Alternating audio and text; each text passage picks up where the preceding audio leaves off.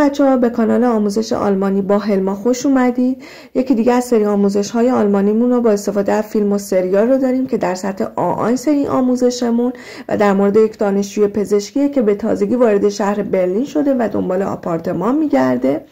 امیدوارم که از این ویدیو خوشتون بیاد. ممنون میشم که همین ابتدای ویدیو منو لایک کنید، سابسکرایب کنید و اگر میتونید با بقیه این ویدیو رو به اشتراک بذارید اگر خوشتون اومد.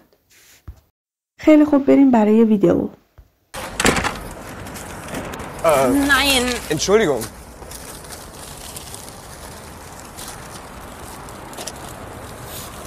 Entschuldigung. Bitte. Danke. خب اینجا ما 3 تا کلمه‌ای رو داریم که در واقع از کلمات اولیه زبان آلمانیه. انشولدیگونگ به معنی معذرت خواهی کردن، بیته خواهش میکنم و دانکه یعنی ممنونم. Wie heißt du? Ich heiße Katja. Und du? Ich heiße Alexander. در اینجا ما جمله سوالی وی هایست تو داریم، یعنی چی نامیده میشی تو. اما اگر بخوایم عامیانه ترجمهش کنیم میشه اسم چیه؟ فعل هایسن به کار برده شده به معنی نام داشتن، نامیده شدن. Was suchst du? Ich suche eine Wohnung in Berlin. در اینجا جمله سوالی واس زوخست دو رو داریم که یعنی چی جستجو میکنی تو و اون میگه ایش زوخ eine Wohnung in Berlin. من جستجو میکنم یه دونه آپارتمان در برلین. دی وونونگ به معنی آپارتمانه. اینجا فعل زوخن رو داریم و به معنی جستجو کردنه. از حرف اضافه این برای شهرمون استفاده شده، این برلین. Und was machst du in Berlin? Ich studiere Medizin. اینجا جمله سوالی واز مخص تو این برلین رو داریم که در واقع منظورش اینه که تو چه کار میکنی تو برلین، چه انجام میدی و در جواب میگه ایش اشتودیق مدیسین، یعنی من درس پزشکی میخونم. اینجا فعل اشتودیقن رو داریم به معنی درس خوندن، تحصیل کردن و فعل ماخن رو داریم به معنی انجام دادن. Was machst du? Was bist du von Beruf? اینجا کلمه در بقوف رو داریم به معنی شغل و بعد میگه واز بیست تو فون بقوف، یعنی شغل تو چی هست؟ Ich studiere Kunst. Ich möchte mal Künstlerin werden.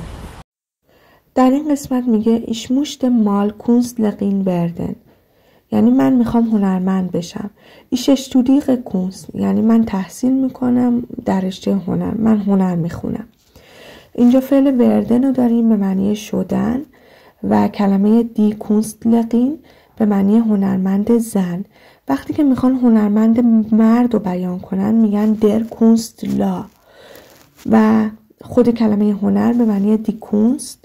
اشتودیقن به معنی تحصیل کردن، ورب جملمونه و فعل مدال مشتنا داریم به معنی دوست داشتن، خواستن که افعال مدال همونجور که میدونین وقتی که در پوزیسیون دوم به کار میرن فعل میره آخر جمله و به حالت مصدر در میاد. Wie alt bist du? Ich bin 27 Jahre alt und du? زمانی که ما به آلمانی میپرسیم که چند سالته میشه وی آلت بیستو و در حالت محترمانه میشه وی آلت زین زی، یعنی چند سالتونه. حالا جواب چی میگیم؟ ایش بین، اون عدد مورد نظرمون رو برای سن رو میگیم یاقه آلت. برای مثال ich bin 10 Jahre alt یعنی من 10 سالمه. ich bin 30 Jahre alt یعنی من 30 سالمه. ich bin 40 Jahre alt یعنی من 40 سالمه. Was glaubst du? Vielleicht 25? Ich bin 26. در اینجا فعل گلابن داریم به معنی حدس زدن و فیلایشت به معنی شاید. واز گلابست تو یعنی چی فکر حدس میزنی تو و میگه فیلایشت فون سوانسیش یعنی شاید 25 سال و اون در جواب میگه ایشبین 26 یعنی من 26 سالمه. میخواستم این نکته رو خدمتتون بگم که گاهی مواقع لازم نیست که شما حتما بگید یاقه آلت و همین که عدد رو بگید کافیه. ich bin 30 یعنی من 30 سالمه. ich bin 10 یعنی من 10 سالمه. همین کافیه.